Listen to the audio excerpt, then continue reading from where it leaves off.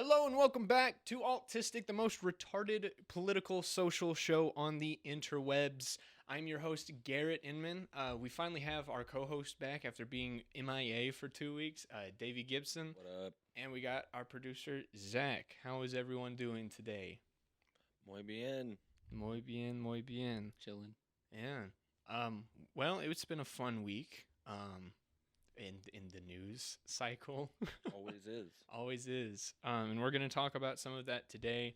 I figured we might as well just jump right into it and start having some fun. We're going to start with video number 2, where we have, I guess we're all fans of him. I was going to say friend of the show, but we don't know him personally.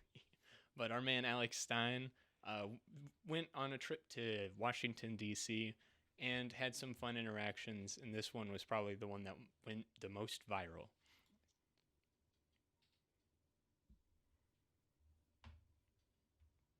Look, you're too slow. He's too slow, Navy SEAL. It's funny, Dan, how you said I'm small, but I'm so much taller than you, Dan. I'm so much bigger than you. It amazes me how tall he is. You're a little sad little boy. I'm the little one. Imagine me calling you because you're a globalist. Oh, I got a job. I work for the Blaze. I make a lot of money. Yeah, I See, do. Dan's trying to play it off. Cool. Yeah, we got two eyes that work, jerk. This is the guy who tells veterans that their service. Yeah. It was wasted because the whole entire war was pointless. Anti-war. Yeah, I'm anti-war because I don't believe. Did you guys find any weapons of mass destruction? As a matter of fact, we did. Oh, where was? Oh, what weapons of mass destruction? This guy. You're actually going to go down this route, Alex. Yeah, because we don't have any weapons of mass You're destruction. looking like a fool right now. You're telling veterans, the one that's giving not more just money to me, Ukraine. but plenty We of have a veterans. homelessness. We have You're so telling many plenty issues of here in veterans America. that Who their cares service more is about wasted. Ukraine? Yeah, You're it was. disgusting. You guys' service is wasted You're for disgusting. globalist invaders. You are the modern day. I wish. You worry on more about Vietnam Ukraine veterans. than our border. You are the modern day He version. cares more about Ukraine Spit than on he does veterans. about America. So you're a globalist. Why don't you take care of America? You don't care. That's your problem, Dan. You don't care about America. You don't care about Texas. Look at our.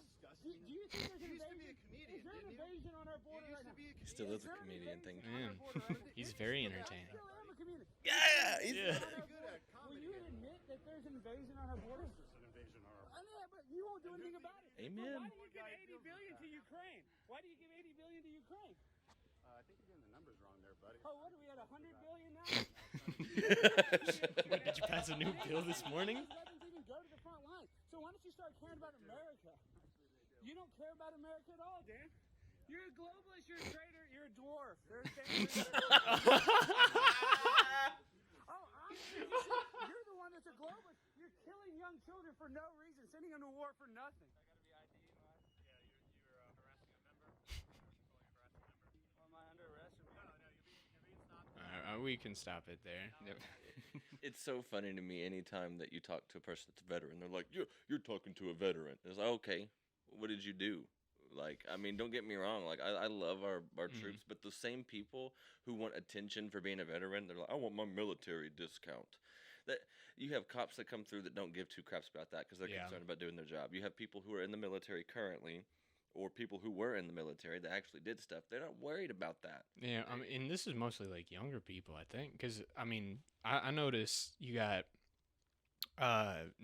Vietnam vets and older guys that you only know they're a veteran because they're wearing the hat in honor of their fallen comrades, and in the undisclosed place that we work, I'll just offer them up the discount, and they'll graciously accept it instead of going like, I want the discount, or Right. I want, nowadays, military folks just go into the military. Most of them, I'm not saying all of them, but most of them just go in so they can get through college. They go in so they can get a little boost of money.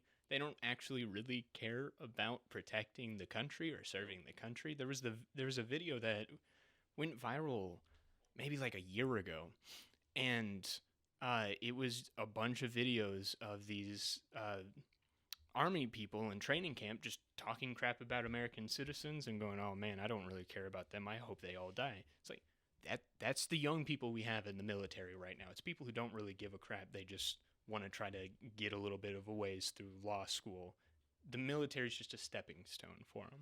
I mean, like when World War II came around, you were tarred and feathered, if you didn't join the military. Like Mhm. it was a completely different time. We're approaching that time where you go serve and you will have good people in the military again. But like what you said, right now it's just people who they look at it as a financial benefit. They look at it as a way to, like what you said, get through college, make money. They don't have to you work out for 4 years, you go overseas, we're not in a giant war right now where you have to worry about having your knife on you while you sleep because you're sleeping in a trench, get trench foot. There's not a giant, humongous world war going on. Yeah. So you naturally have these people who they just want to complain. They're just in there just to be in there. And of course, the minute that they can use it to their benefit, they do. Yeah. What's the saying? It's hard times make strong men. Strong men make easy times. Easy time makes weak men. We're in that little lull right now, and I say that as probably a self-admitted weaker person than most people out there. But oh no, I think you're probably being harder on yourself than because think about this. Yeah. You are not the person that is going into schools saying, "Hey, it would be a really good idea, a drag race." Hey, you know what would be a really good idea if we send $40 billion to this country. That way, this guy can feed his cocaine habit. Yeah, that is also that was something Alex brought up confronting Crenshaw was how we've seen cringe Shaw. No, I didn't, but we should. have. Yeah, cringe Shaw or freaking eye patch McCain is the favorite go-to. But we've sent countless billions to Ukraine to protect their border, and I think the recent report was that ICE got maybe 8 million, like very, very minute, like less than a quarter of what we've sent to Ukraine. They can barely hold on to what's going on down there. We're literally financially more invested in some other country that has nothing to do with us, that isn't really an ally. It's only beneficial for certain people in power right now. Yep. And we're investing more in that as a country than our own borders where people are suffering daily. As a byproduct of what you said, only getting a small portion compared to what Ukraine's getting for ICE, that obligation falls to the state, i.e. Florida, Texas, Arizona, wherever else they decide to come in at. So then you have people who send 10,000 people or 50 people to Martha's Vineyard, which I find hilarious. Yeah. And then those same people, we're a sanctuary city. We love you guys. And then they send them back. We don't want to do this. So you have all these. I can tell you, just as a county budget, $25 million is roughly what we spend a year. And that's not what we budget for. We have more money than that. Arkansas is a state law. You have to operate in the black. So that means you have to have 10% of your budget set aside in case something like a pandemic happens. Mm. Arkansas was the only state that didn't go into debt because we have a law that says we cannot go into debt because we literally have been, before Bill Clinton came around, we were horrible with money, mostly because we were Democrats. But you have states that don't have the funds to be obligated to help the people. What I'm trying to say is Ron DeSantis cares just as much as the Cuban who comes over here illegally as he does the person that they show up on their front lawn. And those people, they don't hate the people that are coming over here. They hate, it's the same thing with like sin. You don't hate the sinner, you hate the sin. You don't hate the person who's migrating and trying to leave their whole country. Like you hate the fact that they're coming over here and taking away your rights, taking away your freedoms, and you don't lock your doors at night to keep everybody out. You lock them to protect the people who are inside of those walls. So there should be more people who are elected officials that are less like Dan Crenshaw and more like Ron DeSantis. Yeah. And we'll get to the immigrant thing a little bit later. But yeah, one thing that I think Alex Stein was masterful with, and he has proven to be masterful at, the more he interacts with these politicians, is he knows exactly how to push their buttons. It's not enough to go up to them and be like, "Oh, you're a globalist, you're a socialist, whatever." He knows exactly what to say to piss them off. He walks up to him and calls him a dwarf, and that's, Crenshaw's trying to play it off cool, and he goes, wow, imagine doing this. And then it gets to the point where he goes, yeah, and we found, we didn't find any weapons of mass destruction. Eye patch McCain, you're a little dwarf. And then Crenshaw just starts going off. It was the same thing with the AOC bit like a month ago, where he walks up and it's not, oh, you're a socialist, oh, you're ruining the, it's, hey, my favorite big booty Latina. That's how you get to her. And he's masterful at that. Crenshaw put out a response tweet to this whole interaction, which is photo 2, not episode. And he says, well, America, this is what happens when our culture degrades boys and doesn't teach them to be men. They end up like Alex Stein, a shameless, pathetic provocateur that is so desperate for clicks, he will shame a group of veterans for their service. Just watch. And then plays a video where Alex Stein does not shame them for their service and says, I think you were wasted. This is the point in time where we got to start putting you got to pay attention to politics. Mm-hmm. I'm so sick of hearing my friends say that doesn't matter. I just want to go play golf. I just want to drink beer. You can't drink golf. You can't drink golf. You can't drink golf. You can't play golf and drink beer if the people who are representing your country and supposed to be protecting you aren't doing their job. Yeah. And I mean, when you reach a point like where we are now, where you have politicians who would rather get on Twitter and post stuff than just admit their downfalls and say, you know what, let me do better next time. Now who's not the grown-up? Who's not the adult? Because you threw a temper tantrum on social media. That's his job. He does things like that. You stoop, and stoop lightly. You go down to his level in his mind. And it's just, I love Alex Stein. I love, that's the American voice right there. He is 90% of the people who live in this country. He's not a Republican. He's not a Democrat. He's a guy who's sick of crap, and he just wants to have his life back. Although, admittedly, he is very much into the conspiracy stuff, so I wouldn't say he's 90%, but he represents, in terms of his feelings towards politicians at this point, he does represent a large majority of us. And then when it comes to conspiracy things, I agree with him on some things. I disagree with him on some things. And some things, I'm just like, I don't particularly care enough. The whole moon landing thing, I don't really care if we landed on the moon. It doesn't affect my day-to-day life. You know, is the Earth flat? I don't care. I don't really care. I'm not gonna get into arguments about it. It doesn't. It's not important to me. I'm kidding. All right, get out of here. Get out of here. You're fired. You can't be on this show anymore. I'm not paying you anything, but you're fired. You're fired. All right, we'll move on. So also this week, Mike Lindell, the MyPillow guy, who I knew for the longest time as the MyPillow guy, and then he started becoming buddy with Trump. So that landed him in a world of hurt. I just thought he was like that, as seen on TV, MyPillow guy. But he came back from a hunting trip from out of state and decided to stop at a Hardee's in Minnesota, middle of nowhere, Minnesota. I forget the exact town. I'm sure I have it here somewhere. But he stopped at a Hardee's and was, getting some food before he went on home. And the FBI just rolls up to this Hardee's and goes, yo, give us your phone, and takes it from him. Did you not hear about this? No. Oh, my gosh. Yeah, so Mike Lindell is planning on suing the Biden administration over this. Good. Because the FBI just stole his phone for no reason and confiscated it. And they found him in the middle of nowhere, Minnesota. We can't find certain criminals and terrorists that are on the loose within our country. We can't find them.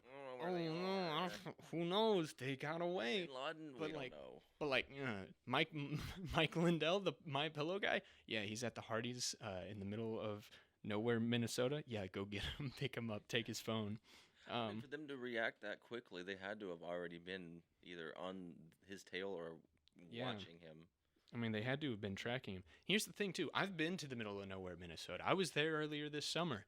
You can get into some very obscure places where there is no way for you to contact the outside world. And they somehow found him. And yet, we can't find certain terrorists. Oh, no. This guy who worked with Epstein?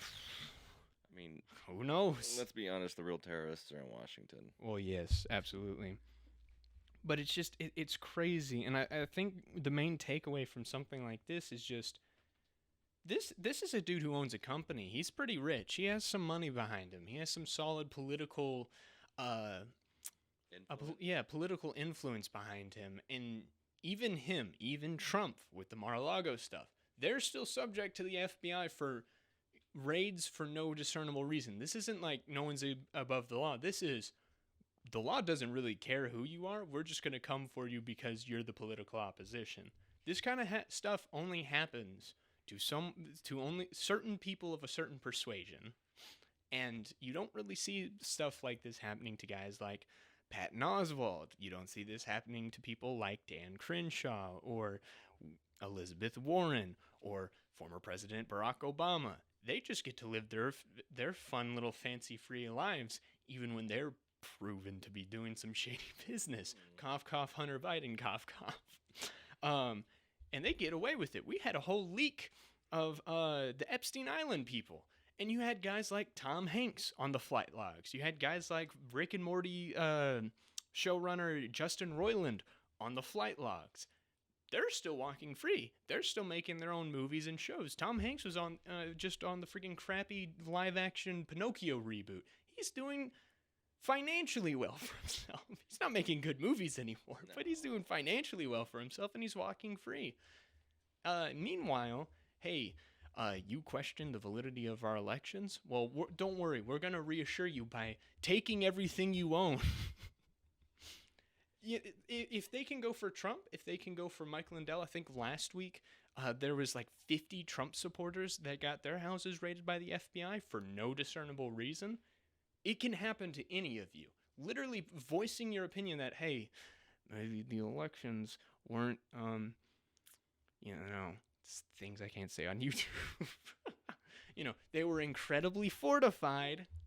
It depends on what year you're talking about, because you can say the 2016 election was stolen. Oh, yeah, no, that was definitely Russian interference, I mean, obviously. I mean, the Russians just stepped in and gave Trump all those votes. That's the only way he won. But if you say anything about the 2020 election, I think Peter Dossier said something about that to the LGBTQ sandwich lady, and she was like, well, that's not even the same thing. And I'm sitting there thinking like, oh, yeah. Okay, yeah, I know.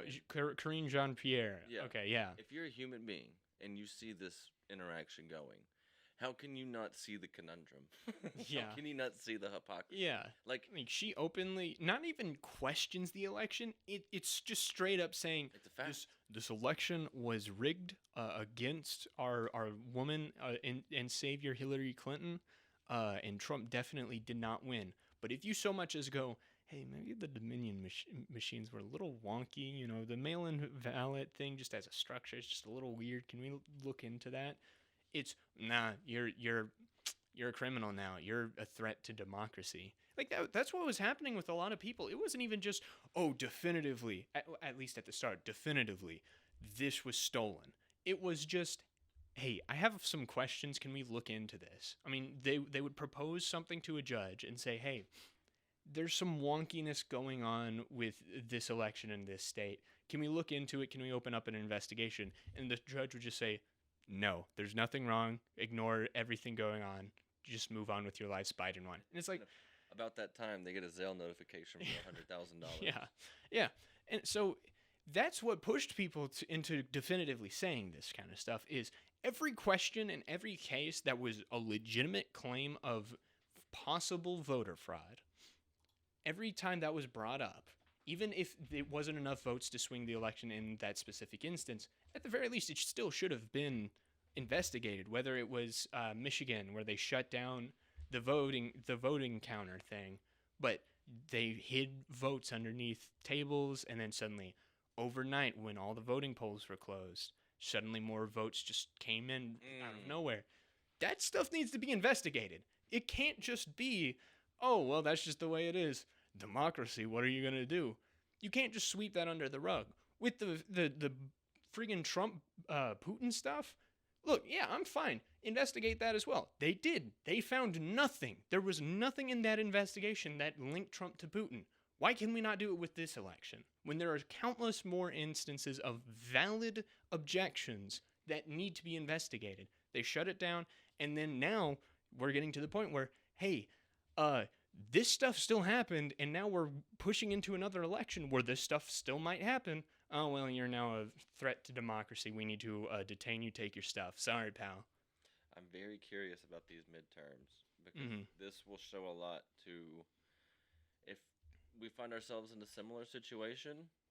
I think we find ourselves in a worse situation than we did the first time something like this happened. There's going to be a lot more upset people, and they're going to be demanding answers. They're not going to be asking for answers, Yeah. and they're not going to be asking on Facebook or Twitter. Yeah. They're not going to be asking on the news, and it's going to get to the point where if you corner people who have no money and you take away their jobs and you take away the one freedom and the one area they felt like they had some say in what happened in their life, you don't know what that person's going to do. Mhm. I mean, it's going to be very interesting to see how the Republicans approach it, how the Democrats approach it, because this is big. I mean, I Yeah. can give two craps about the president because that's one branch of the government. The real Mhm. important stuff is what happens in between. Yeah. Now, don't get me wrong, I absolutely cannot stand Joe Biden, but at the same time, it's like, I'd rather have an incompetent moron than a competent moron. Mhm. Like, at least this dude's incapacitated to some degree. Yeah. Yeah, no, I mean, what people in power have been doing for the past couple decades, few decades, 5, 6, 7 decades, they've been playing it pretty well in keeping power and gaining more of it while keeping the normal people's lives relatively normal. We can still wake up, go grab food, go to work, go see a movie, go hang out with people. That's all a thing to keep up this whole illusion of autonomy that we have, this illusion of freedom that we have, while our freedoms kind of slowly restrict. But now we're getting to a breaking point where people are starting to get cornered. People are starting to get pissed off. The more power they're taking now, the more people are going to get pissed off. So I am curious about the outcome of this election. I don't know if they're going to do a full sweep of fortification, let's say, or if they're going to allow some wins. If you get my drift, if hey, Mehmet Oz might have a chance, we'll give him Mehmet Oz. So I'm very curious to see that. I know a lot of people are chanting, "Oh, we're gonna have a red wave this midterm," and I mean, part of me is like, it doesn't really matter at this point. Most of the people we have, it's between a douche and a turd sandwich, to reference South Park. But it, we don't have a lot of good pickings. So even if we do get a red wave, the only good thing, I saw someone say this, I forgot who it was, but they said, at the very least, if you vote Republican, you are going to give a majority to Rand Paul, who's going to freaking grill Fauci, and we're finally going to get some answers on that front. So if anything, that's the motivation for the red wave, is at the very least, the handful of good people we have will be able to actually do something to help us, hopefully, if they're not impeded by Mr. McConnell. If this bottle is how much motivation you can hold, this is about how much motivation it gives me to vote red. And you know I'm a registered Republican. Yeah. You get all that, but I am at the point now where it's like, it doesn't even matter, man. I mean, most of the Republicans we like might as well be Democrats. Yeah. People who live in this country are too stupid to examine anything. They see it at face value. Yeah. They don't read details. Oh, click agree. Up, click agree. Up, click agree. Take the cookies. Yeah. Take the cookies. Like, these people are so shallow. They have no depth to them, and that's why it's like it really. It doesn't matter. Go to church on Sunday and pray to God that you're not here when the rapture happens. Because it's like, at this point, I mean, it's like the inevitability of what is to come and what Revelation says is going to happen. You're looking around and you're like, how much worse can you get? Like, what I know I'm not questioning God. I know God has a plan, but it's like, what's next? What can the church do? What are we supposed to be doing besides saying you go to church, you get these people saved? What's the next step? Yeah. Do we breach the denominational barrier and say screw this stuff? Because who was it? I can't remember what apostle it was, but it said do not be spoiled by philosophy. And that's basically what we've gotten to in this country. Yeah. Is everybody's so focused on their denomination rather than when Jesus said, "Go and tell." That's the three most important words in the Bible: go and tell. Yeah. Why are we focusing on this, that, or the other? Like that, I feel like even politically, like this is a distraction that the devil has for me because I focus more on getting somebody to not vote Democrat than I do getting them to go to church, and that's not okay. Like that's my fault. Yeah. And that's kind of the things that I've been thinking about is how can I make a difference? That's all I really want to do is help people. And it sucks because I know I can do a better job than Dan Crenshaw and all these other people, but at the same time, it's like, what difference is one person going to make? Yeah. We need one person from every state, one person from every county. We need people to get this done. Yeah. And so I have two thoughts. I'm gonna hold off on one because I'm gonna follow up on what you just said. But yeah, we need more people to be running, and we did in Arkansas. We did. We had Doc Washburn. We had guys like Conrad Reynolds, people who were willing to step up and say, "Hey, we're going to work for the people. We are going to fight for your freedoms. We are going to represent God well within the system of the government."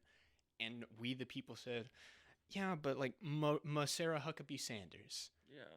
But like, John Bozeman. We just want the people we have. We want to stick with the devils we know instead of the people who could actually help.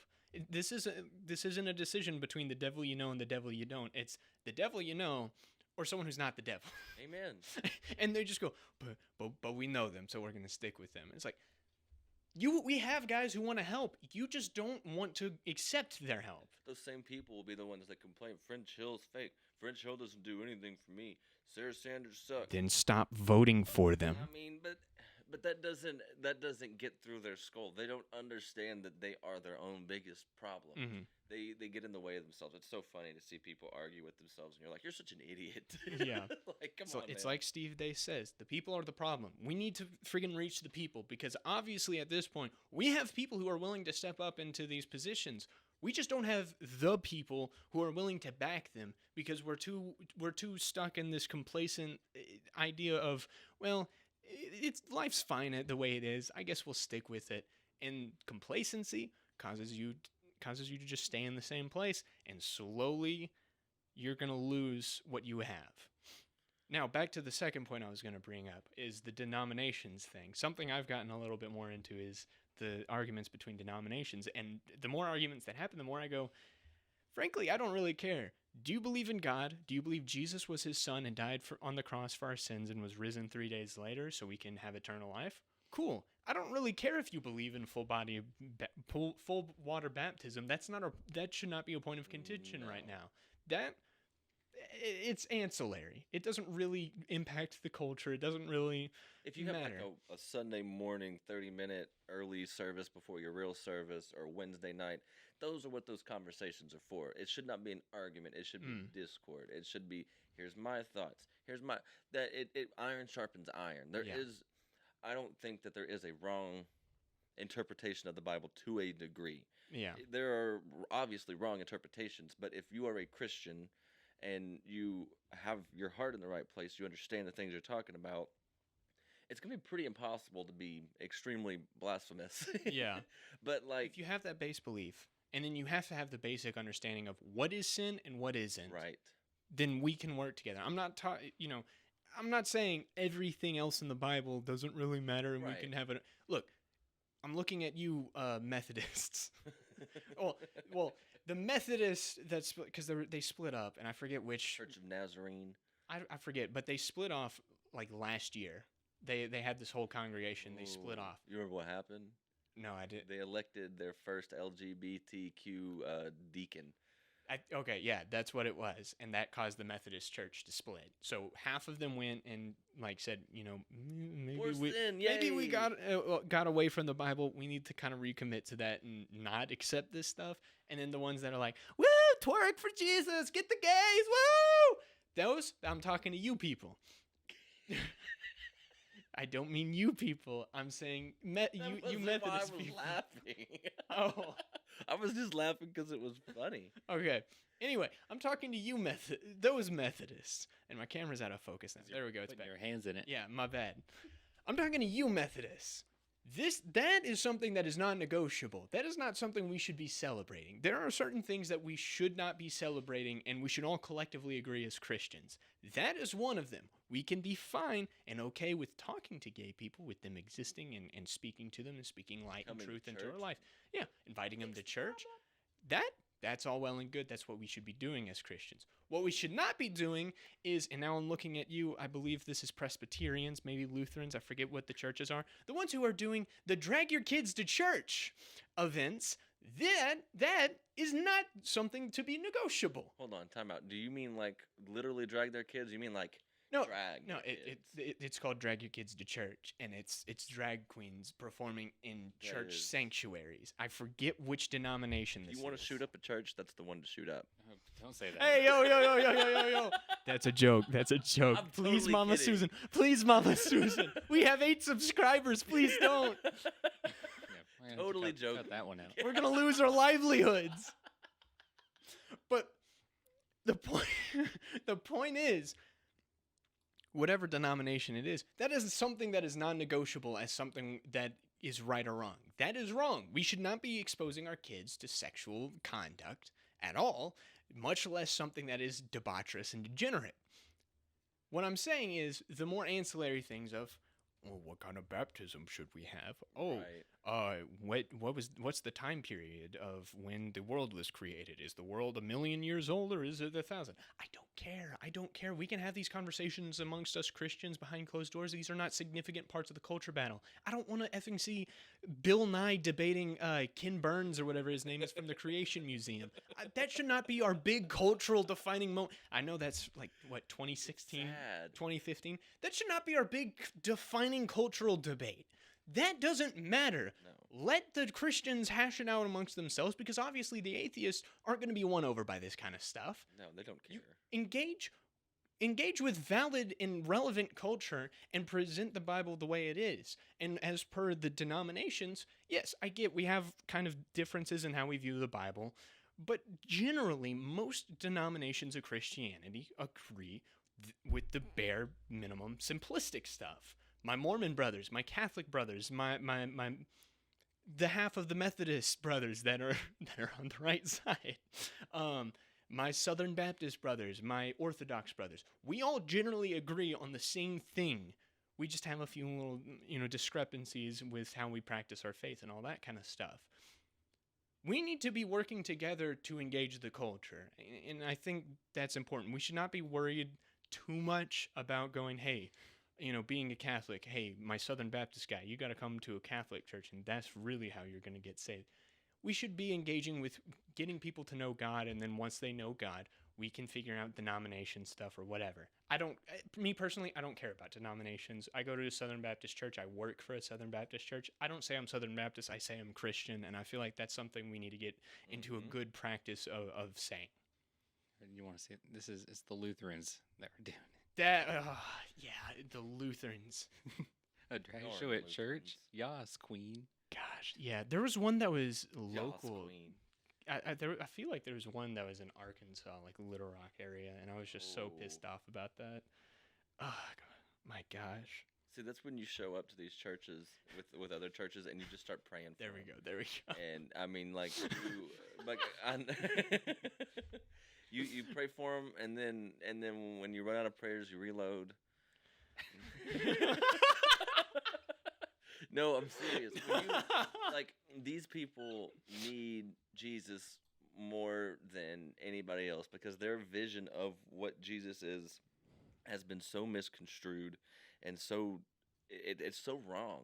Mm, And I'm not even talking about like Jesus' race. That's another thing. Like, yeah. we all know that Jesus was born in the Middle East. So if you think that he was white, or if you think that he was super duper dark, you're both wrong. Or if even that's something you commit to as an ideology. Yeah, like, it doesn't matter. Like, it's about what Jesus did. It's Yeah. not about the color of Jesus' skin. Yeah, that's something that just rubs It- me the wrong I way. swear. There's a rapper that I like who he's like a Christian rapper, and a song that I heard from him, he's talking about, oh, you want to use your white Jesus to prop your empire up or what? And I'm like, who cares? You're I talking don't about care about KB. Jesus' skin color. The whole point of quote unquote white Jesus is just that we live in America that is as of now, a majority white country. So generally, we're going to have depictions of Jesus as white because that's just how we more identify with him. You go to Japan, you got Japanese Jesus. You go to friggin' Ethiopia, you got Ethiopian Jesus. That's just kind of how cultures adapt because Jesus is supposed to be universal. His race isn't supposed to be something that matters. No. But that's the problem. Like what you said, we have people who would rather focus on these minuscule, tiny little things. That's exactly what the devil created denominations for. Mhm. That was the whole point, was to separate people from God because they're too focused fighting each other on crap that doesn't matter. Yeah, I mean, if especially race. Like that, and that is a reflection of culture, right? yeah, We are too focused on race as a culture. I get it; it's important.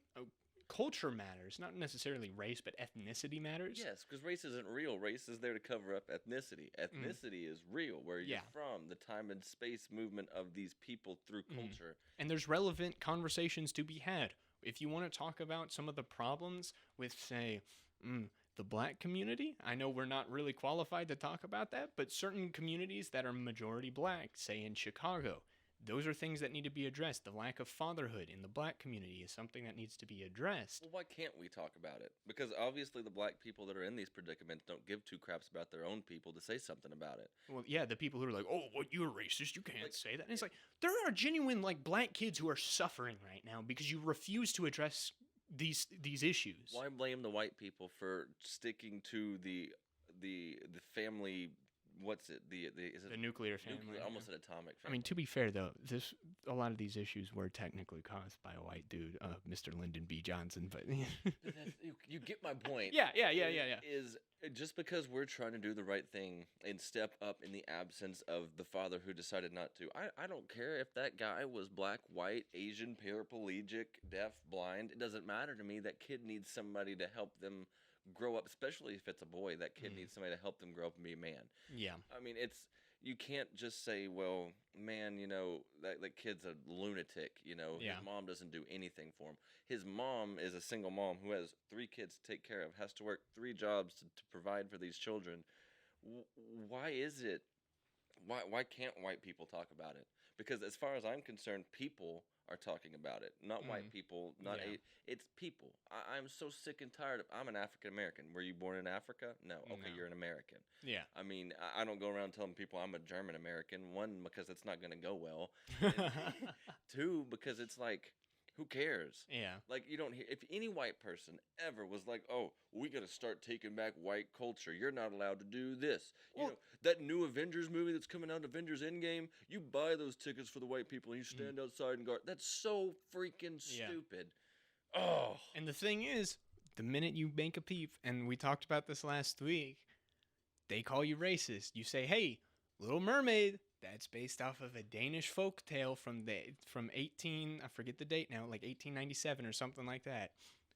That's based on a Danish folk tale that is inherently culturally European and white, and you're trying to make it black and say, "Oh, this is a win for black culture." You're propping up black culture as something that needs to be embraced while saying white people don't have a culture, but also when we try to take it away, it's a win for black people. And that's not good. Like, what, you're going to celebrate getting sloppy seconds from black people and not making your own culture? But also, going to the African American thing, people who go like, "Oh, I'm African American," and people who don't, like, there's black people who don't say, "Oh, I'm African American," just "I'm American." That's a sign of full assimilation. Like, hey, I identify with the country I live in, and I fully love the country I'm in, and I want to work for the benefit of it.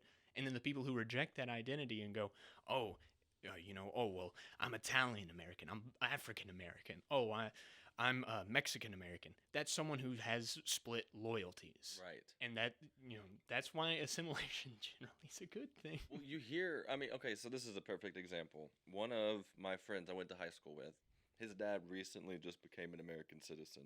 And he posted a video on Facebook, and he's been a swelling guy, got a heavy accent. And he said, "I am no longer a Mexican American." He said, "I am an American." He said, "Today," he said, "I have fully became an American." He said, "I've been in this country for years. I've raised my kids in this country." He said, "My kids are Americans." He said, and I'm proud.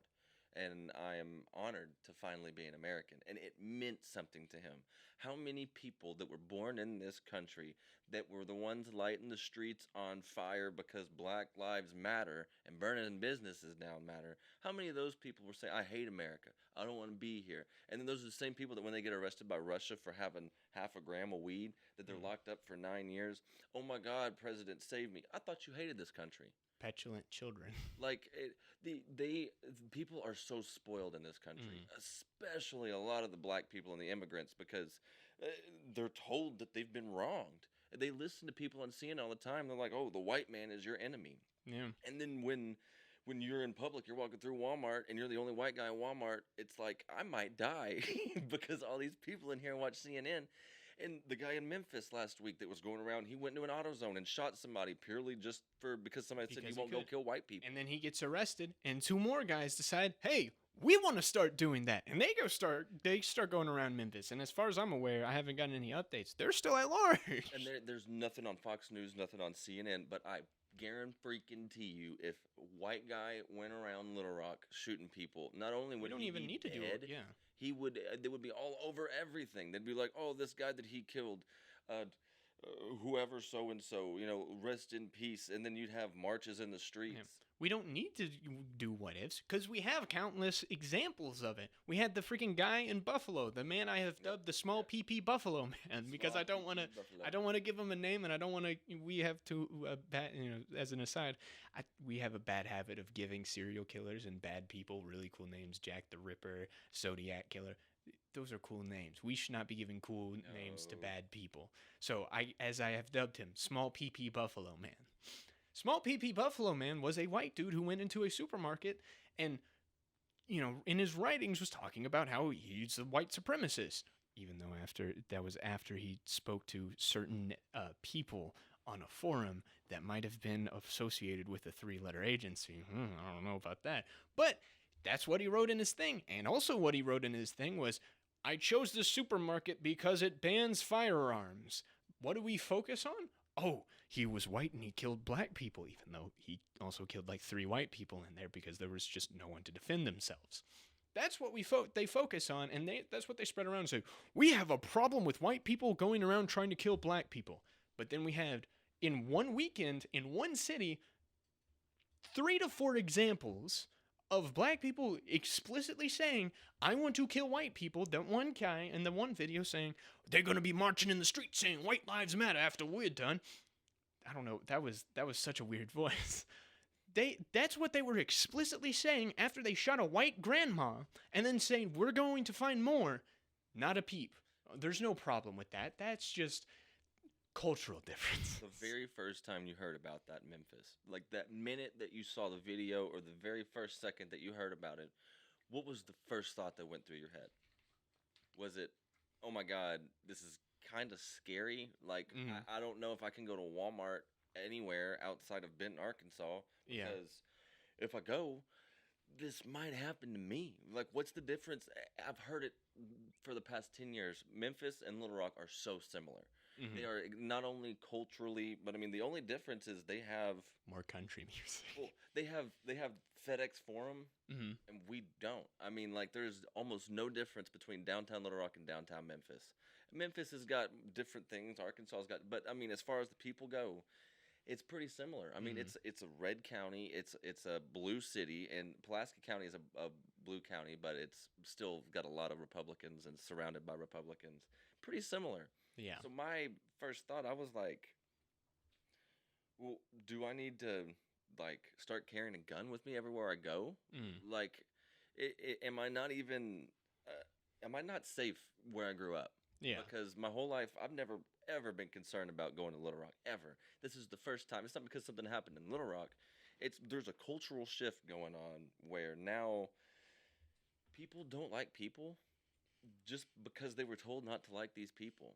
Nobody that has killed anybody based on race in the past 5 years probably actually hated that race. I'd say 90% of them did it because they were told that person would kill them if they didn't kill them first, or that's what they understood in their head. Yeah. There is no more logic or reasoning. There's just panic, and there's just fear, and it's all emotion. And now you're really starting to see that come to fruition because, I mean, you don't know. Every day you wake up, you're like, what crazy crap is going on in this country now. Yeah. Like every day there's something new where you're like, dang, that sucks. Mm. Wow, that family shouldn't have to go through that. How much longer before it hits closer to home? Yeah. Yeah, and that's the importance of staying positive right there. Is there's so much going on in the world today that is wrong. And I don't blame people for not keeping up with politics. Like, I don't blame them. It's important to keep up with, but I don't blame them for just going, I kind of just want to be happy today, Mm-hmm. so I'm just going to ignore some of this. And I don't blame you, but you got to pay attention to some of this and say something or stand up for something. Because if you keep ignoring it, it's going to be right behind you. But yeah, it's depressing, which is why you've got to find white pills in your life. And I was going to save this for the end of the show. I just man, this was getting depressing. You got to find white pills in your life. Right there. Are you a professional? I know, right? It's like my dad was smooth, man. Yeah. But you got to find white pills in your life. You got to just find ways to keep yourself happy. Whether that's sports, working out, hanging out with friends, watching a movie, watching some TVs. No, not drugs. But just some way. So I found some videos that I thought were pretty funny. I was going to save this to the end of the episode. We might as well do it now before we hop into our main meat segment, even though we've been going on for 45 minutes. So we'll see. So I'm just going to play some just fun videos. If you're listening, we'll try our best to describe them. Let's play video 1. And it's a little black bear just walking into a convenience store and stealing some chips. Yogi Bear. Dude, I have come to absolutely love bears. I just love them so much, especially black bears, because they're just like giant golden retrievers who are just like freaking hobbling around. Well, because you don't have to meet them. Well, yeah, that's true. But like they're goofballs. They just kind of do what they want. People are just kind of like, oh, there goes the black bear. They're just fun. They do what they want. I love finding videos of black bears. Just kind of, there was one I found that it had climbed into someone's deer blind, and they just said, "Hey, what are you doing here?" And he just looks at him and he goes, "Just get out of here," and like pats him on the snout, and he just starts awkwardly climbing back down the ladder and just falls onto the ground, rolls over, and just casually waddles away. Yeah, I would have crapped my pants. Well, here's the thing. The thing you need to know about black bears, as long as you're big and scary, they're not going to mess with you. As long as you're just like, you get on your tippy toes, 5'10". you'll be fine. This is coming from the guy that's 6'5". Well, that's probably why I'm not afraid of them. Let's continue the animal trend with video 3. We got a cool little pupper riding in a bike. He's got some goggles on and he's just chilling. He's got his paw up on the side of his little doggy basket. He's just having a grand old time. Oh man, I love dogs. Happy doggy. I feel like I had a couple more. Let's do video 14. To preface, this is something we can talk about a little bit. But this is the ultimate Chick-fil-A my pleasure moments. Let's get into it. So what we see here is a brawl happening between a Chick-fil-A team leader tackling a dude. The backstory behind this was in Florida. Obviously, something like this would happen in Florida. But a dude tried to carjack a lady in the middle of a Chick-fil-A drive-thru. Big IQ moment right there. She was freaking out, saying she had a kid in the car. So this team leader came over and freaking floored this dude, got him on the ground, and other team members called the cops as they held him down while they waited. See, I heard the director wrote him up because he assaulted a customer. Really? No, I was about to say. Not at a Florida Chick-fil-A. No. That's something I've always thought to myself, if I'm ever in a situation like this guy, I would do the same thing. And I'd like to think that if I was in Walmart and I saw somebody getting mugged, I'd step in and do the right thing. Yeah. But I also know that I might just be like, oh, it's none of my business. Yeah. I feel like that's something you have to constantly mentally be prepared for. Just constantly going, if this guy decides to mug the store, I got to be ready to help someone out. Some days I might cry. Some days I might snap your neck. I don't know. Depends on how I'm feeling. Depends on if I took my medication. Go ahead, punk. Make my day. But just watching something like that is just it's always very uplifting to see normal citizens helping each other out. It has nothing to do with politics, nothing to do with government. It's someone was being wronged in this moment. A third party who had nothing to do with the situation, stepping in, going, I'm going to help you out of my own goodwill because it's the right thing to do. That's something that always lifts my spirits, to see humans helping humans out. And that's something we rarely get anymore because you look on the news, you see, small PP Buffalo Man. You go on more hidden Telegram chats. You see guys like the Memphis dude.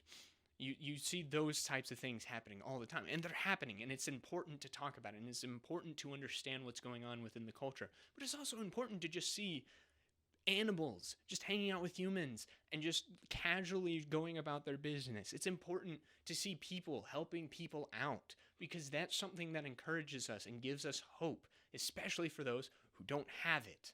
We have our hope in Christ, and we know that that capability is within us and within other people, and you get to see that on the daily. And it's so fulfilling to be a part of that because it lifts your spirits and it makes you feel incredible gratitude because you did something selfless, and that's just a smidgen of what God did for us. But if you're someone who doesn't believe in God or doesn't have that kind of hope, it's important to see those types of videos, especially for you, because that is something that gives you hope in humanity, to see people helping each other out, to give you a light at the end of the tunnel and go, if only more people can be like that and we can see more people like that. We're going to go into the main segment of the show now. I say main segment as if we're not 50 minutes in. But we will talk about... Oh, there's that video too. Sorry, I'm talking to myself. We're going to go into immigration since we've brought it up quite a bit. There's been a whole ping pong game of illegal immigrants. Oh yeah.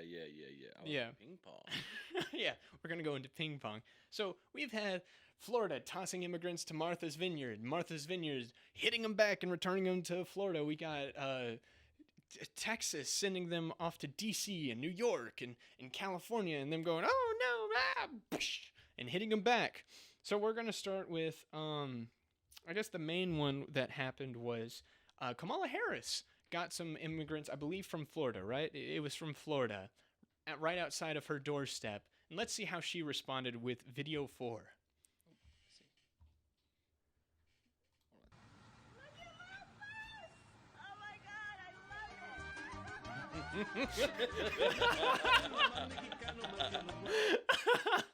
Okay. No, but for real, video 7. My gosh. That was pretty funny. So this is the view right outside of Kamala Harris's house. You got a bunch of illegal immigrants. I think it was 50 in total. Was it 50? It was 100. Yep, 50. 50 in total arriving right outside of her house. You had news people there, obviously, filming them. There was an interview that was done that I did not grab, but it basically a guy going, yeah, I'm a legal immigrant, and I'm very grateful for Biden for opening up the border.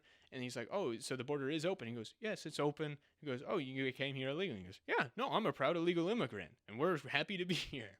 And, Kamala's response was like, "Oh no, we can't have this." And 2 days later, promptly shipped him out and sent him back to Florida. Well, they sent him to Cape Cod, to a military base. Okay, so Cape Cod, which is like it's still in Massachusetts. Okay, but it's not on Martha's Vineyard. Yeah, man, imagine if we mobilized that quickly at the border. 2 days and no illegal immigrants. We also had some people who went to Martha's Vineyard, and this was the mayor, I guess, of Martha's Vineyard. I forget her name. Video 5. At some point in time, they have to move from here to somewhere else, right? We don't have the services to take care of 50 immigrants, and we certainly don't have housing. We're in a housing crisis as we are on this island, and so we can't house everyone here that lives here and works here. We don't have housing for 50 more people. All right, and then they were also sent to D.C. Video 6. This is Mayor Bowser. We're not a border town. We don't have infrastructure to handle this type of a level of immigration to our city. But we'll create a new normal here in our infrastructure and have a humane welcome for people and an efficient service provision, but we don't have the ability. We're not Texas. So what does Texas have? It's How a is- border town. That's how why. does being close to Mexico make you more prepared to take in more illegal immigrants? Yep. Well, And- normally they'd be more prepared if they had the money, but they don't. It's They all don't, going to yeah. Ukraine. yeah, that's well, very yeah, true. you're That's tr- very yeah. true. We also had Freaking AOC feds. kind of talking about some of the responses to this, which is photo 5. I'm just trying to put these all in. BBL, baby. BBL. This is what BBL said. I'm going to try to embody her. Shout out to Massachusetts and the people of Martha's Vineyard for showing the world what the best of America looks like. American flag emoji. It's unsurprising that they also send some of the best to Congress, like at E. Warren, at Ed Markey, at Anya Presley, at Rep. McGovern, at Rep. R. Kelly, or no, K. Clark. My bad. Bro. Brief dyslexic moment. R. Kelly and was so an many more. official- Hey, well, he just got sentenced for having CP. I mean, it wouldn't. Yeah. I mean, he's perfect for it then. Yeah, I know, It's right? up his alley, politics. I mean, morally, he's like what's the difference? a little better than them. Yeah, he doesn't so need Epstein. she's praising them for getting rid of illegal immigrants. Yeah, I thought this tweet was really funny because this came out right as they mobilized the National Guard to send him to a military base. And this is Mrs. I faked going outside of a migrant facility to cry about it. And then she faked getting arrested. Yes. So here's the thing. I'm very mixed on this whole situation. I know there's a lot of people who love it, a lot of people who hate it. I do think it's a funny meme to go, well, you guys get to deal with it now. But the other thing too is you're not getting rid of them. You're just putting them more into the interior of the United States, and they're still here now, even if it is for a political, one-upsmanship.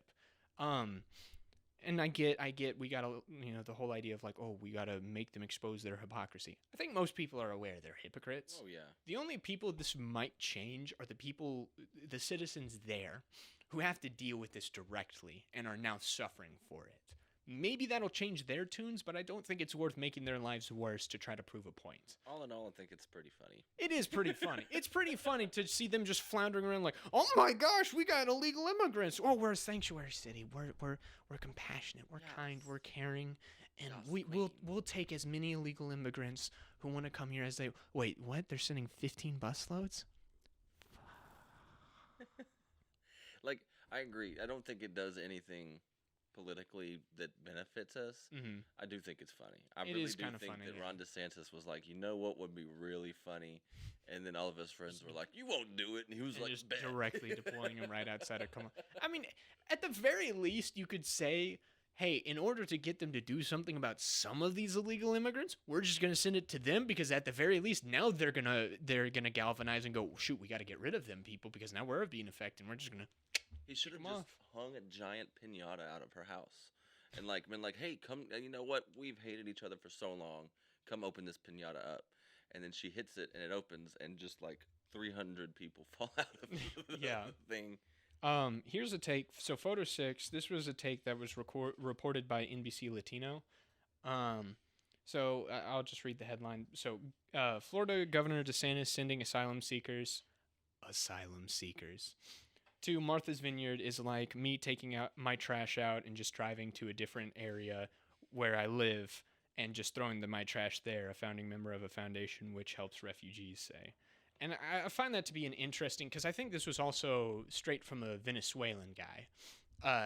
This was a Venezuelan American response. So these were illegal immigrants who were here who were saying, we don't really like this, or at the very least the community split, where they go, the part that don't, the half that don't like it are basically saying, hey, we think there's something better to do because we don't like that you're just taking the trash and just moving it somewhere. It's the Patrick line of like, what if we take the illegal migrants and push them somewhere else?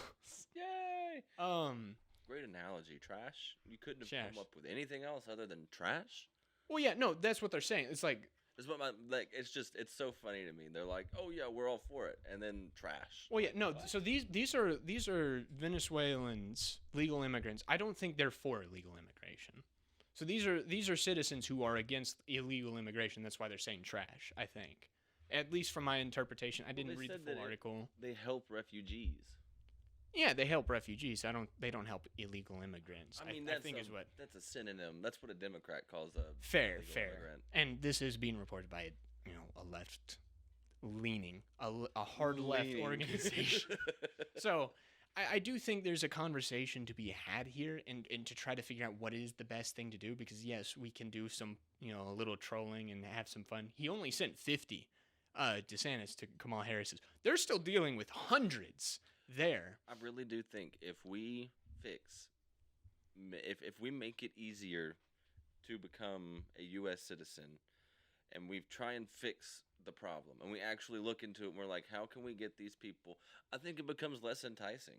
I think that if you make it super easy to have people come in and legally live here, I think it changed because not only they'll have to pay taxes, they'll have to find somewhere to live, they'll have to abide by our laws, and when they don't do that, back. Yeah. I mean, you lose your immigration status with one felony. So I mean, at that point in time, we won't have to worry about MS-13. I mean, like they'll be oh, you robbed a store, oh, you killed it, you're gone, and then you're not allowed back in, and then you just once the border's kind of free and clear, and all these people trying to sneak over, at that point in time, you handle what you need. It's just.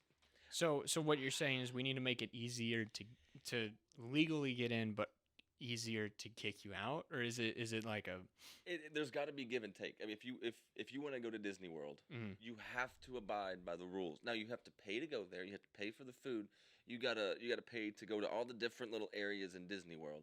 But if you stab somebody while you're waiting in line, you get kicked out. It should be the same way. And I don't care if it's Mexico, Canada, Israel. If you come here and you migrate here, if you cannot follow our rules, or if you can't be, I don't care if you are an alcoholic or if you have a drug problem. That's a non-violent situation. But if you're a violent offender, you're gone. I mean, if you're going to peddle drugs, you're gone. Like, there is no reason that we shouldn't be able to do what they did with Australia and just be like, look, you don't want to follow our country's rules, whether you're from here or not. Instead of putting you in jail, you can go live on this island. Gone. I mean, we have to have some sort of accountability. Yeah. And I mean, the politicians, the everybody has to be held to the same standard for this to work. So that's why it's probably not feasible. But it's just like there are answers to all the questions. But the problem is the people who are supposed to be answering these questions, they don't care. We know there's probably a cure for cancer they're keeping that they don't want to share because you can profit more off of cancer and people dying from cancer and having to pay for funerals than you can having people buy the cure for cancer. You profit more off of if you make insulin go up. If there's lots of ways to make money off the medical community, which is part of the reason that we're in this situation. There's answers to everything is the problem. And we know that. If you were president, we wouldn't be in this situation. If you were president, you wouldn't be in this situation. But guess what? They won't let that happen. Yeah. Because they've got a stronghold, and that's what we need to fight. Yeah. Sorry, I got distracted.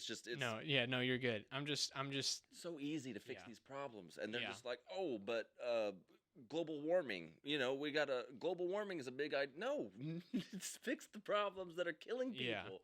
Yeah. So as of right now, I would probably say we should make it harder to have immigrants, just the way things are right now. Because I do think it should be an easy, like, you commit a violent crime, you're out of here. You commit a felony, you're out of here. Not we're gonna put you in prison, because that's another good way to free up prisons. That's something we're always talking about. Even though they don't want executions, so we want to keep them alive and well fed, but like also our prisons are filling up. Then get rid of the immigrants that commit felonies. Get rid of the citizens who do things that are executable. But also, as of right now, we don't have reliable ice. We need to fortify ice. Right. Like a legit fortification, not a fortification of certain elections. not how I address that. But we need to legitimately make sure they're able to do their job. We need to build the wall, which the Biden administration is secretly kind of doing right now. We need to make sure that wall is good. And we need to make sure we're getting the best. And I get there's this whole conversation around, well, what qualifies as the best. I think at least right now, we need to limit the amount of people we're accepting into this country, because we are steadily becoming overpopulated.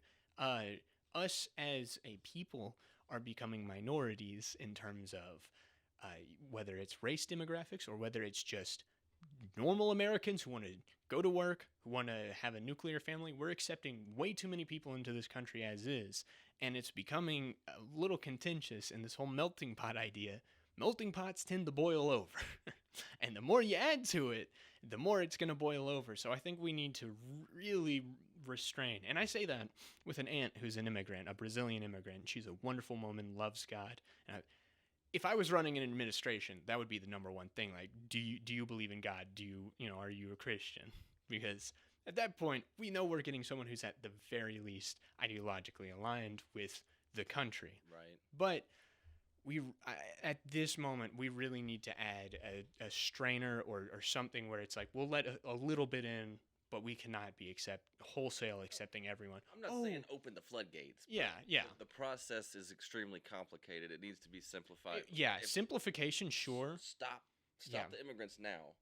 And then at some point in time, when we've got all of our crap figured out, then we can let people in.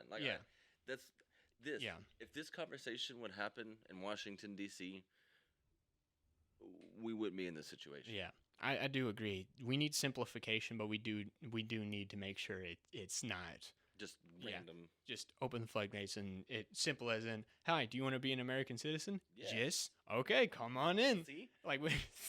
See? Do you speak English? No. Oh, well, you'll fit in right. You'll fit right in. I feel like speaking English is kind of important when you're living in an English country. That's all I'm saying. It's like a white person going to Mexico, and it's like, why don't you guys speak English? Why is everybody speaking the Espanol? What is this What are you? crap? Be Americans. Where are the hot dogs and hamburgers? Yeah. Be American, guys. Dang it. Sir, you're in Mexico, though. It's only okay to try to fit in with the culture when you travel outside of America, but when we talk about assimilation here, what, you can't do that? You're going to get rid of their culture? Oh, you want us to get rid of our culture when we go down to the freaking tamales, the Mexican place. We have to abide by Mexican culture when we go 5 blocks down the street.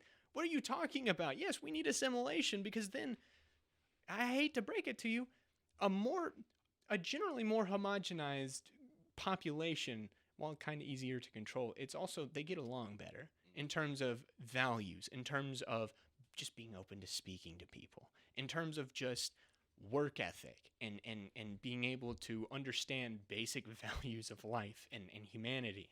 That needs to be established in a country. Even just having a basic language. It's fine if you want to speak other languages. I get you're going to bring over your grandmother from Venezuela who only speaks Spanish, and she's a little old, and in older ages, it's harder to learn another language. I understand that. But you, at the very least, need to learn English coming over here. If you want to learn Spanish, if you want to learn Japanese, fine. If I'm going to go over to Japan and live there a long time, or if I'm going to move, I'm going to learn Japanese, because that's the only way I can operate in that country, because they do a damn good job at making sure if you live there as a citizen, you got to be fitting in as a Japanese person, even if you're white. What are you laughing at? Because I thought you were about to say Japanese. And I was like, because the way that you were gonna say Japanese, but with like a different accent on the vowel, and so I was like different emphasis. Japanese. I think I might have caught that, but I don't know. Oh man, but yeah, I think that's the point of all this. Is just like we're fractured as a country, and the immigration stuff is not helping because they want to just bring them in wholesale. Oh, what? You're a refugee? What? Oh, the Cuban government's after you? Oh, because you shot a government official? Oh, well, when you're a refugee, come on in. Oh, what? You brutalized 15 women back in your home country? Well, you must be a refugee. Come on in. Right in Atlanta. Yeah. Go on. Yeah, exactly. We're just accepting them wholesale because peace and compassion. We want to help people. And this is the false compassion of the leftists, but also of that the elite preach and say, well, we want to be compassionate. So you can't criticize the military because we want to be compassionate to their experiences, even if your criticism is more about how the way the military's handled or the conflicts we get in that waste military people's lives. That's more compassionate to talk about, but you can't criticize it because that's going to make them feel bad. I mean, you want to talk about compassion? Jesus was compassionate. God's compassionate, but yet The man also flipped over tables. Yeah, God has morals. God has rules that you have to follow, and if you don't follow these rules, you get sent to hell. Being compassionate is not just letting people do whatever they want to do with no repercussions. Compassion doesn't compromise moral values. Exactly. You can say, you know what? You're trying to escape this, and you did this, that, we can't do it. Like, I'm sorry. Good luck to you, buddy. I mean, whatever. But there's times and places for compassion. You can't just be compassionate just because you don't want to hurt anybody's feelings. Yeah. You can't put other people's lives at risk just so you don't hurt somebody's feelings. I don't care. Yeah.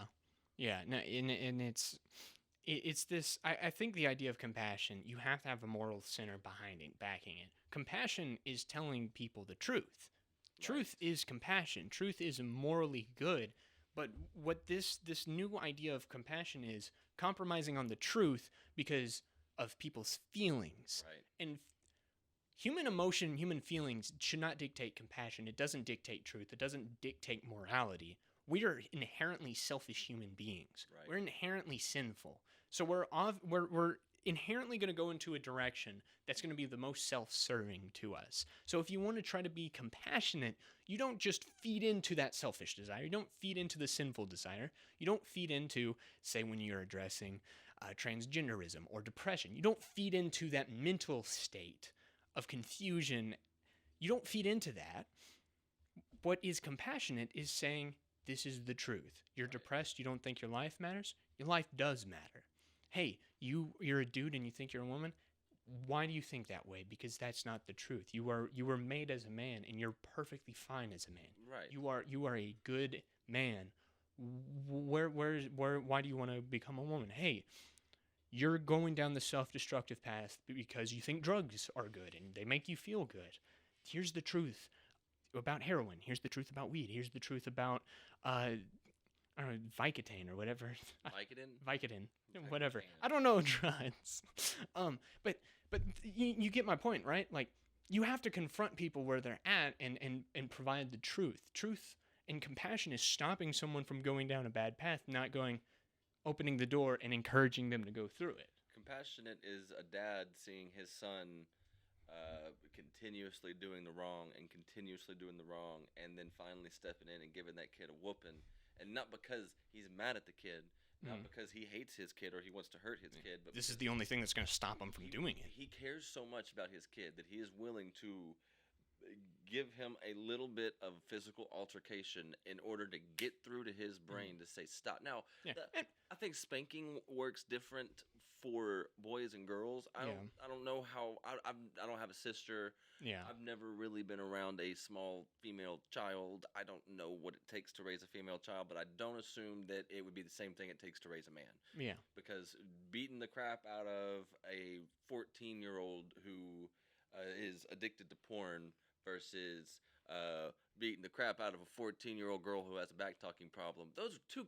That's not going to fix the problem. Yeah. I mean, compassion is saying what you're doing is wrong, and I'm going to help you fix it. Yeah. Not saying what you're doing is wrong, but it's okay. Yeah.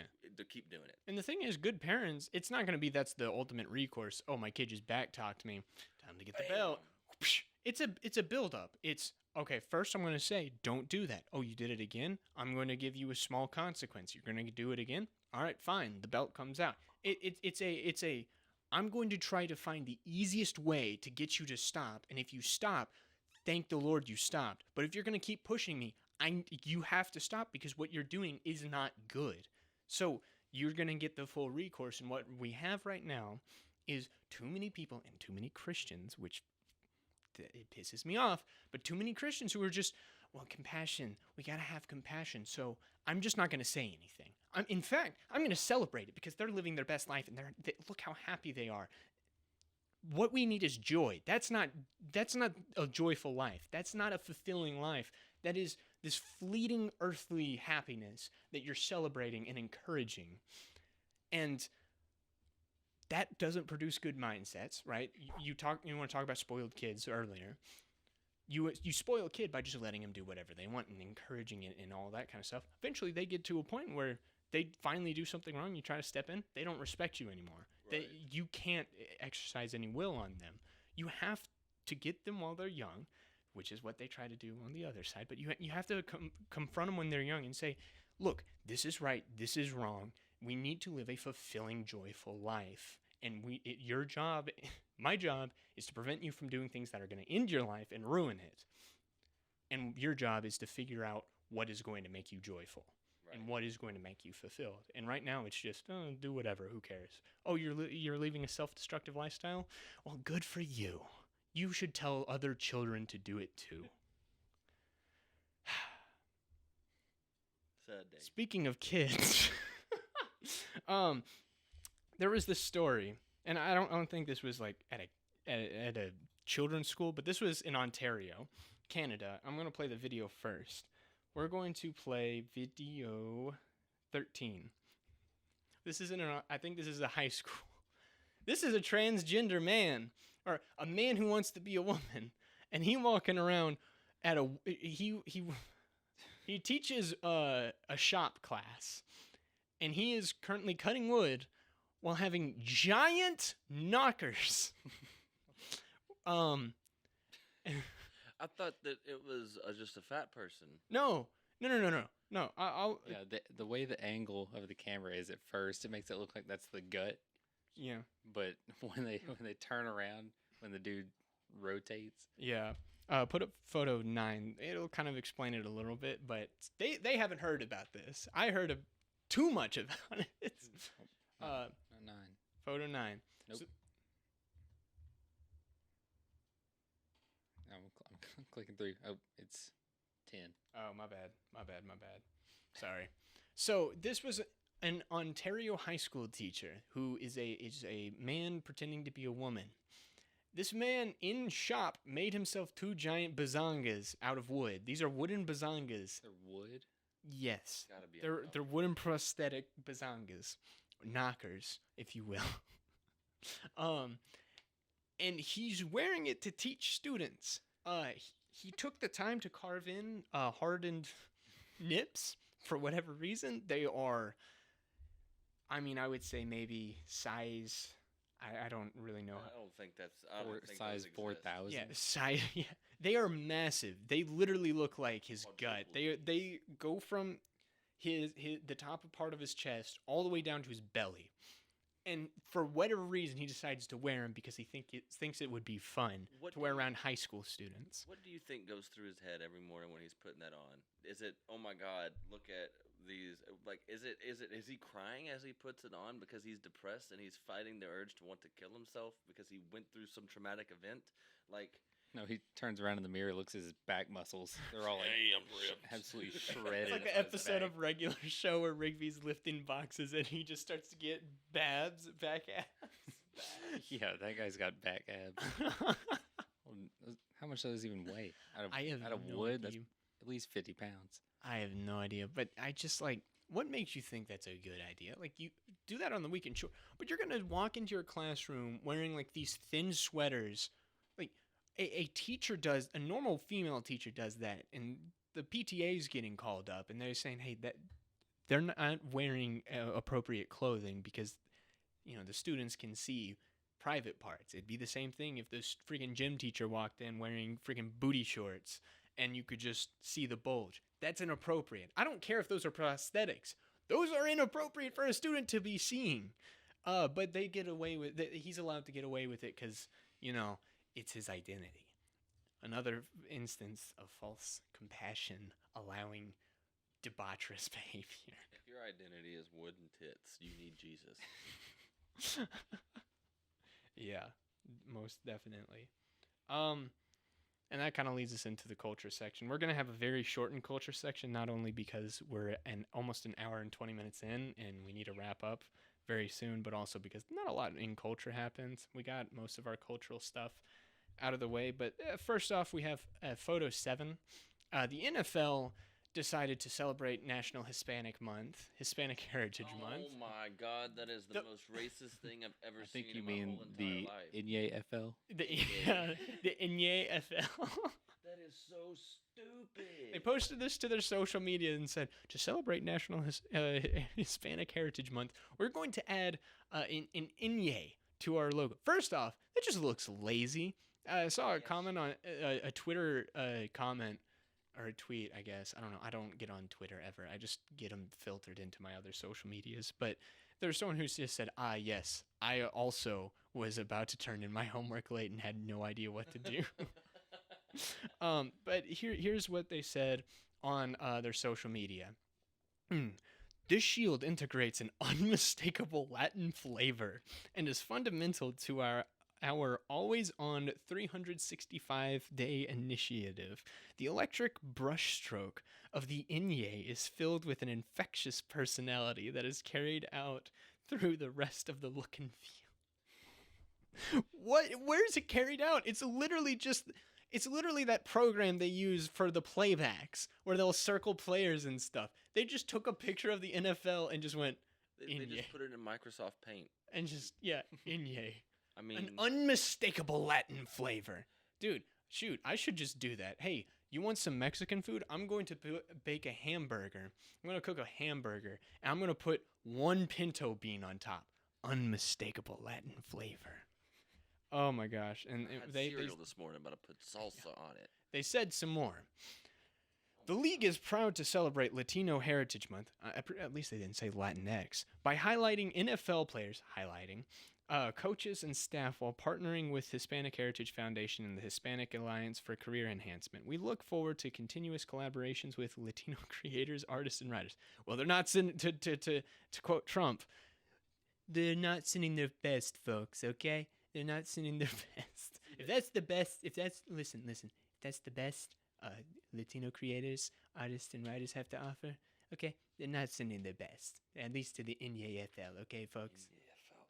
You know, the NBA does something where they have their city jerseys, and if San Francisco, Oakland area is very heavily Asian, and so Golden State, their city jersey is Asian, and it's got different things on there. Or if you are in Boston, it's more Irish. It's cool because there's so many different things that are being celebrated, and it's not like they're drawing attention to it for 1 month.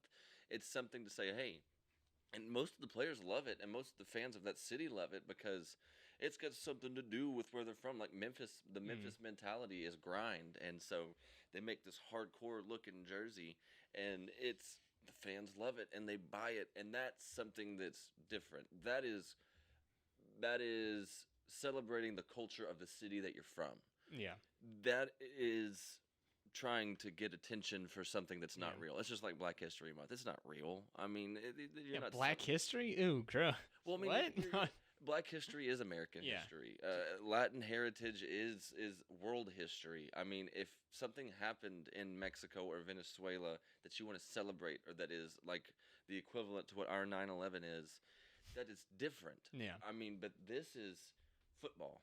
This is a game.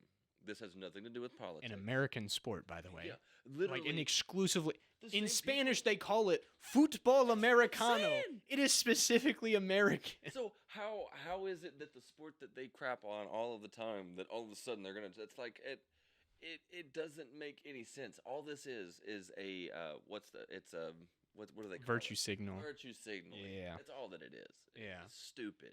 It's very dumb.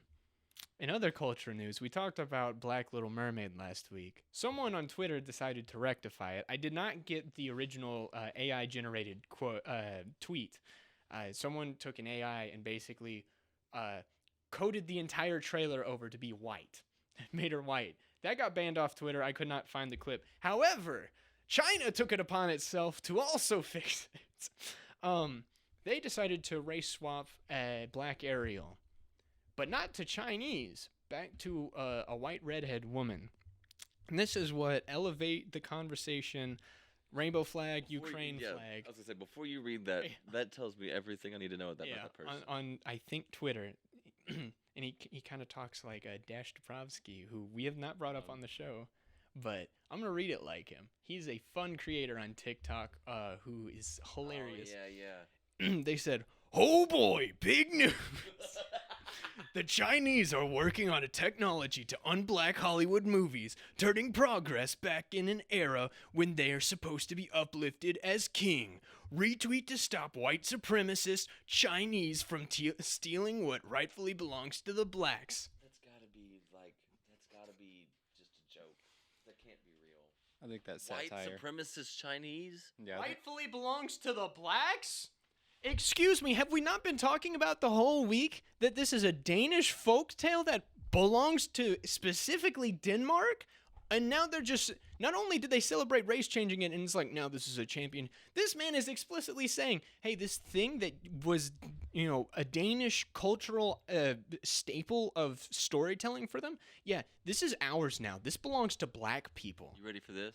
Oh boy, big news. The blacks are working on technology to unwhite rap, turning progress back in an era when they are supposed to be uplifted as king. Retweet to stop black supremacists from stealing what rightfully belongs to the whites.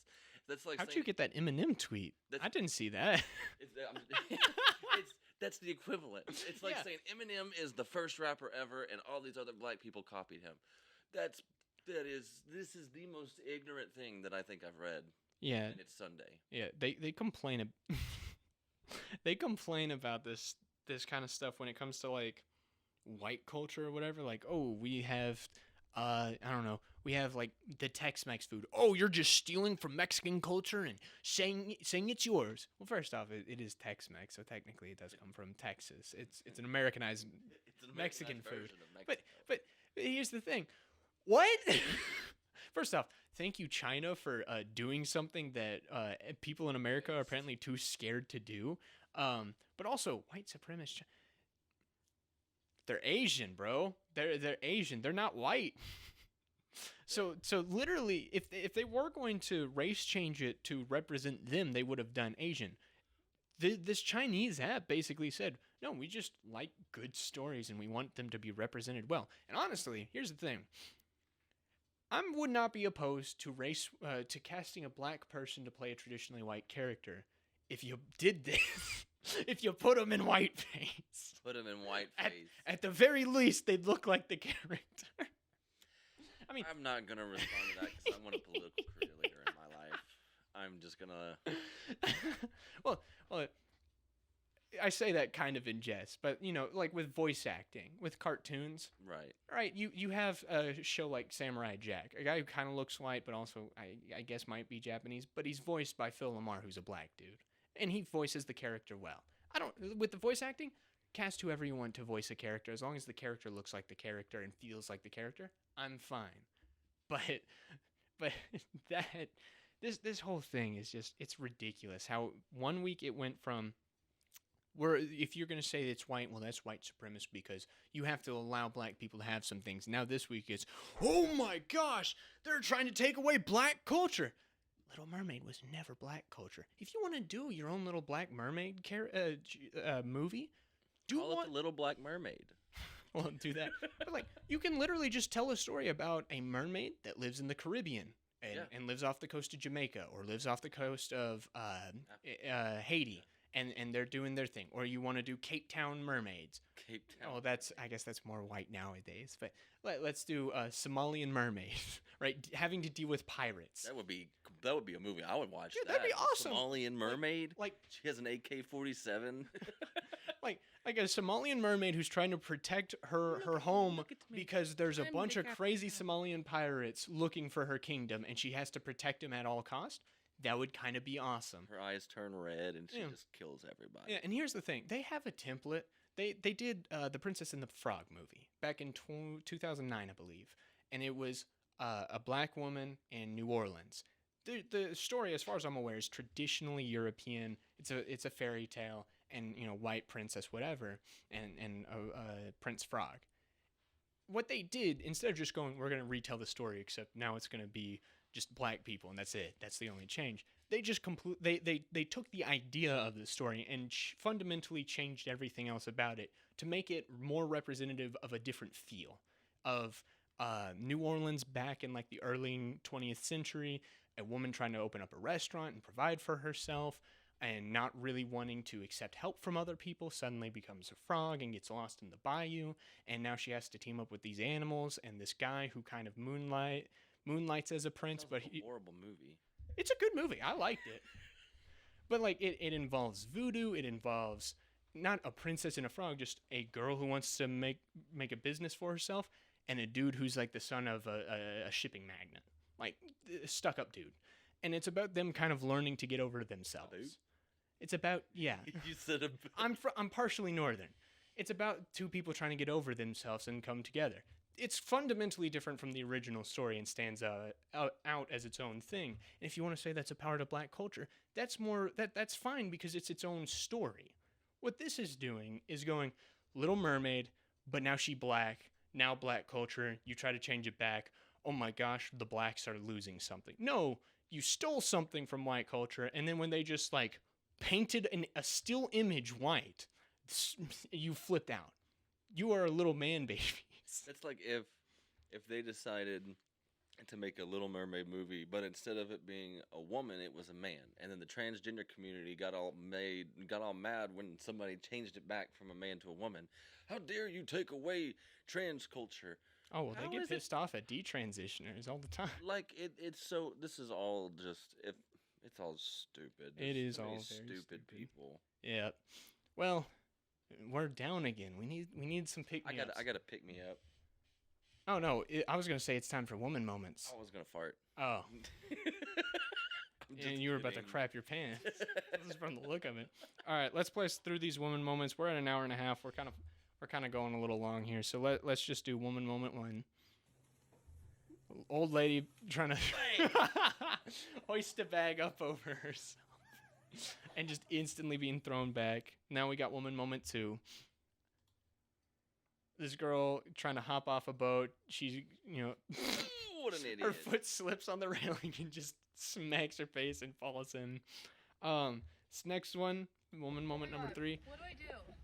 This is, she looks like she's 17 or 18. Like, she looks like she should, yeah. Oh my god. So this is a girl, she said, I don't know what to do. And it's because she opened up the pump, pressed the pump down, and it's spraying gas everywhere. And the mom is sitting there laughing at it, going, look, I'm all for making fun of your kids and laughing at them when they do stupid things, especially when at the very, from the look of it, that girl should be old enough to know how to gas pump works. At the very least, you have a driver's license. You look old enough to be able to drive. You should know how a gas pump works. That's so much money. Well, yeah. And also, if somebody drops a match or throws a cigarette, that entire place is going up in smoke. Like, there's a time and place to laugh at your kids and film them and make fun of them for their failures.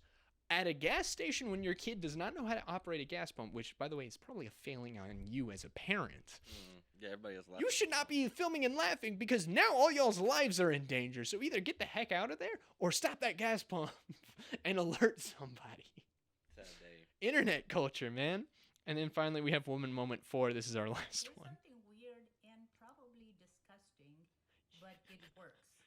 Seminal fluid can give you a younger looking skin, especially if you are over the age of 30. Oh no. That is No. because testosterone I've seen seminal this. Isn't this fluid is the best vapping? hormone for the No. skin. No, If that's there is the any other stuff. Vabbing is the other body part and fluids. elastin production. This is a different That's fluid. right. Booty hole? No. This is seminal fluids. Vabbing? It comes out of the front. Ooh, that's just the same thing. It's just grosser. No. So what she's talking about is male fluids. What Oh vabbing no, that's is awful. female fluids. I And they're mean, saying I use can get that as your behind it. moisture.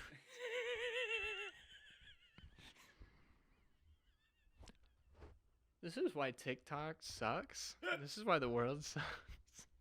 This is so gross, bro. And she's a pharmacist. Although what we've learned in the past year or two, pharmacists don't really know what they're talking about when it Degrees comes to. don't mean crap. Yeah, I want to see Yeah, what yeah. you've done Look, in practice. I go to college. I have all the. I have more experience than them looking and speaking to college students, people who are going to earn degrees and become your future professors, pharmacists, doctors. They're all retarded. Why Why aren't they here? I know, right? College students are retarded. They don't know what they're doing. None of us know what we're doing. We're just there because that's what we were told to do. I honestly think that's just life. Everybody's just retarded. We don't know what we're doing. We're all trying to get through it, and we're 30, and we're still retarded. Yeah. We're like, dang. But some I of thought us I have wouldn't be college retarded. degrees and think we're better than you. Exactly. And then you're 60, and you're like, wow, you're always gonna be retarded. Yeah, Like, man. This is Like great. on your deathbed, you're gonna be like, man, I'm still freaking retarded. I don't know how to operate a gas pump. I want a sign on my front gate when I get a big house that's gonna say, "Warning, retard lives here." Like the beware of dog, beware of retard. Beware. Retard. Beware of grown man missing chromosome. Yeah. All right. And I come out. That's a different kind of retard. There's people who genuinely live that way. I'm a furry. All right. We've hit the 1 hour, 35 minute mark. I'm going to say that's about time to wrap it up. We went a little long this episode, but it makes up for last week when we went incredibly short. So I think it evens out a bit. So we're going to end. First off, I'm going to say, because I brought it up at the end of the episode, I need to learn to incorporate this in the middle of the episode. But I am what's the ambassador for a coffee company now called Coffee Brain Coffee. If you know Jeremy from the Quartering, it's his company. I just signed up to be an ambassador and I became one. So if you feel like getting some good coffee, some good tea, some good cocoa, if any of that appeals to you, they have a pumpkin spice coffee now. Coffee Brain Coffee. It's on the screen. Coffee Brain Coffee is the best dadgum coffee that money can buy. If you are sick and tired of being tired, drink you some. What is it called again? Coffee Brain Coffee. Coffee Brand Coffee. He's clearly a dedicated customer. Listen to him. I've been drinking this stuff since its inception. It's changed my life. I've lost weight. I'm smarter now. Can't beat it. What Davey says does not reflect the does not reflect the outcome of drinking such product. But seriously, if you're down for some good coffee, some good cocoa, some good tea, and that's not Starbucks or not a part of mainstream companies that hate you and want you to die, go to coffeebraincoffee.com. And enter code word Garrett to save 5% off your order, or go to the affiliate link in the description down below.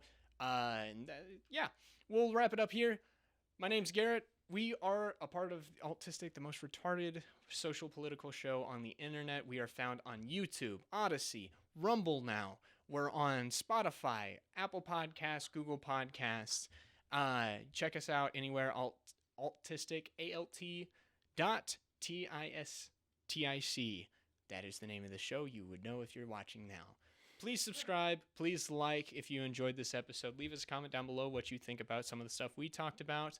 I've been your host, Garrett. That has been my co-host, Davey, who is finally back. And this is my producer, Zach. And we are all saying thank you for tuning in. Stay retarded and have a good night. Adios, Inyas.